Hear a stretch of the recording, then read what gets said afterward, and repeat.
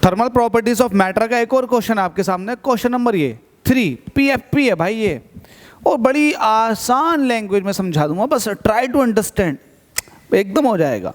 अगर आपको कॉन्सेप्ट नहीं पता तब भी मत घबराओ, वीडियो खुल गई तो देखो यार वीडियो को, कॉन्सेप्ट भी समझ में आ जाएंगे। आपसे कह रहा है कि एक full radiator at 0 degree centigrade, एक रेडिएटर है 0 डिग्री सेंटीग्रेड पे, वो रेडिएट्स कर रहा है एनर्जी को एट द रेट ऑफ इतने, इस रेट से एनर्जी को रेडिएट कर रहा है। तो हमसे कह रहा है फर्स्ट पार्ट में स्टीफन्स कांस्टेंट को आप फाइंड करो, तो हम लिख देंगे सॉल्यूशन। सॉल्यूशन आपसे पहले वाले पार्ट में स्टीफन्स कांस्टेंट मतलब सिग्मा आपसे फाइंड आउट करवा रहा है, और आपको क्या दे रखा, देखो आपसे कह रखा कि एनर्जी रेडिएशन हो रहा है, उसका रेट दे रखा 3.2 × 10⁴, तो आपको ये एनर्जी रेडिएट दे रखा पर सेकंड पर यूनिट एरिया में कितनी 3.2 × 10⁴, और आगे दे रखा अर्ग पर सेंटीमीटर स्क्वायर पर सेकंड। देखो वही वाली बात आ गई, एनर्जी रेडिएशन है पर unit area per unit time पे, ठीक है। तो आपसे सिग्मा पूछा, तो सिंस वी नो दैट, अच्छा इसमें टेम्परेचर भी दे रखा। अब मुझे बताओ टेम्परेचर दे रखा 0 डिग्री सेंटीग्रेड। अब डिग्री सेंटीग्रेड को केल्विन में कन्वर्ट करने के लिए आपको 273 ऐड करना पड़ता, तो 0 + 273 अभी आपके पास आ जाएगा = 273 केल्विन। तो आपसे एनर्जी रेडिएट पूछ रहा है, तो आप बता देंगे नहीं एनर्जी रेडिएट तो दे रखा, आपसे सिग्मा पूछ रखा जो कि स्टीफन्स कांस्टेंट है। तो since we know that E = होता है सिग्मा T⁴। ये energy radiate per unit area per unit second है, जिसकी वैल्यू आपको गिवन है कितनी 3.2 × 10⁴। सिग्मा आपसे पूछा है T कितना, T है 273, इसकी पावर 4 आपको सिग्मा चाहिए, तो ये चीज़ डिवाइड में आ जाएगी, तो 3.2 × 10⁴ के डिवाइड में आ जाएगा 273। 4 पावर का मतलब ये है कि इसको 4 बार लिखो। ओहो हो, अब यार आपको थोड़ी सी कैलकुलेशन करनी पड़ेगी बेटे, ऐसे काम नहीं चलेगा, और थोड़ी नहीं, काफ़ी अच्छी लंबी चौड़ी कैलकुलेशन है। ऊपर एक आपके सामने देखो 10,000 दे रखे हैं, 3.2 से मल्टीप्लाई है, तो भाई मल्टीप्लाई करने के बाद आपको फिर डिवाइड करना, जो वैल्यू निकल कर आ रही है उसको मैं यहाँ पर शो ऑफ कर देता हूँ। वैल्यू आ रही है 5.76 × 10⁻⁻5। अच्छा ये स्टीफन्स कांस्टेंट है, यूनिट क्या हो जाएगी CGS वाली इसकी, अर्ग पर सेंटीमीटर स्क्वायर पर सेकंड, और केल्विन की पावर -4, ये इसका यूनिट है। तो कैलकुलेशन करो, ऐधीपना बिल्कुल मत दिखाओ और मेहनत करो मेरे साथ साथ। कॉन्सेप्ट क्लियर है ना? आपको क्या दे रखा था, एनर्जी रेडिएशन दे रखा था, टेम्परेचर दे रखा, और आपसे पूछा सीधा सीधा बताओ स्टीफन्स कांस्टेंट क्या होगा। आपने हंसी खुशी इस क्वेश्चन को सॉल्व कर दिया, इसका फर्स्ट पार्ट खत्म।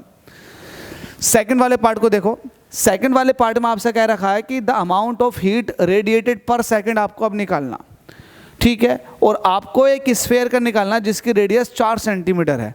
तो रेडियस दे रखी है स्फेयर की, रेडियस देने का मतलब सीधा सीधा यहाँ एरिया से है, तो आपको पता है रेडियस दे रखी है, तो स्फेयर का एरिया कितना हो जाएगा, स्फेयर का एरिया होता 4π × रेडियस का स्क्वायर, ठीक है। तो ये वैल्यू निकाल लो, आप चाहो तो पहले निकाल लो, 4π की वैल्यू 3.14, और रेडियस कितनी दे रखी है आपको 4 सेंटीमीटर, तो आप यहाँ पर 4 का स्क्वायर कर दोगे, तो 4 चौक 16, 16 चौका 64, 64 की मल्टीप्लाई 3.14 से कर दो, या फिर यही रहने दो, ये सेंटीमीटर स्क्वायर में आ चुका है एरिया। तो आपके पास एरिया आ चुका है कितना 64 × 3.14 सेंटीमीटर स्क्वायर एरिया आपके पास है। आपसे पूछा क्या, एनर्जी रेडिएशन पर सेकंड में, तो आप जानते हैं since we know that energy radiate पूछ रहा है पर सेकंड में, तो E = हो जाएगा सिग्मा T⁴ × एरिया, ये होता है एनर्जी रेडिएट पर सेकंड, ये पूछ रहा है।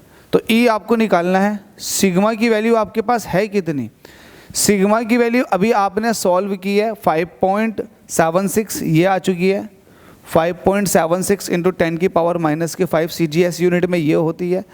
टेम्परेचर, अब आपसे एनर्जी रेडिएट तो पूछ रहा है, लेकिन किस टेम्परेचर पर, तो इसने सेकंड वाली कंडीशन में टेम्परेचर दे रखा 1000 डिग्री सेंटीग्रेड, और जब आप इसको केल्विन में कन्वर्ट करोगे ना तो 273 ऐड कर दोगे, तो ये टेम्परेचर जो हो जाएगा, टेम्परेचर हो जाएगा इसमें 273 ऐड करोगे तो 1273 की पावर 4। अच्छा एरिया कितना है, एरिया आप यहाँ से निकाल चुके हैं 64 इंटू 3.14। भाई फिर कहूँगा कि आप मल्टीप्लाई करो, मल्टीप्लाई करोगे तो आपके सामने आंसर आ जाएगा 3.042 इंटू 10 की पावर 10 अर्ग पर सेकेंड। ठीक है, यही है एनर्जी रेडिएशन पर यूनिट टाइम। तो ये सिंपल सा है, कॉन्सेप्चुअली सिंपल है। अगर आपको थोड़ी मेहनत लगेगी तो वो लगेगी इसकी कैलकुलेशन करने में, तो कैलकुलेटेड पार्ट थोड़ा सा आप परफॉर्म कर लिया करें। कॉन्सेप्ट में दिक्कत नहीं होनी चाहिए। आपको एक चीज़ जो कि बहुत बच्चों का डाउट होता है, मैं क्लियर करा देता हूँ। देखो जो फॉर्मूला होता है ना एनर्जी का, तो वो होता है ये E is equal to sigma T की power 4 into area into time. बस ये होता है नॉर्मल एनर्जी रेडिएट, इसको बोल देंगे एनर्जी रेडिएट। लेकिन अगर आप ये बोलते हो E is equal to sigma T की पावर 4 इंटू ए, तो ये कहलाएगा energy radiate per unit time. ठीक है, और अगर आप ये लिखते हो E is equal to sigma T की पावर 4, तो ये energy radiate per unit time per unit area है। तो तीनों में फ़र्क है, ये एनर्जी रेडिएट है नॉर्मल, ये energy radiate per unit time है, और ये energy radiate per unit time per unit area है। तो बिल्कुल भी परेशान ना हो, आप यूनिटें भी निकाल लिया करो। तो उम्मीद करता हूँ समझ में आ गया होगा। स्टिल डाउट है तो कमेंट कर सकते हैं, वरना जितना हो सके वीडियो को लाइक करें, और जो 11th में है परेशान है न्यूमेरिकल को लेकर के, उनको यार इसका लिंक शेयर करो।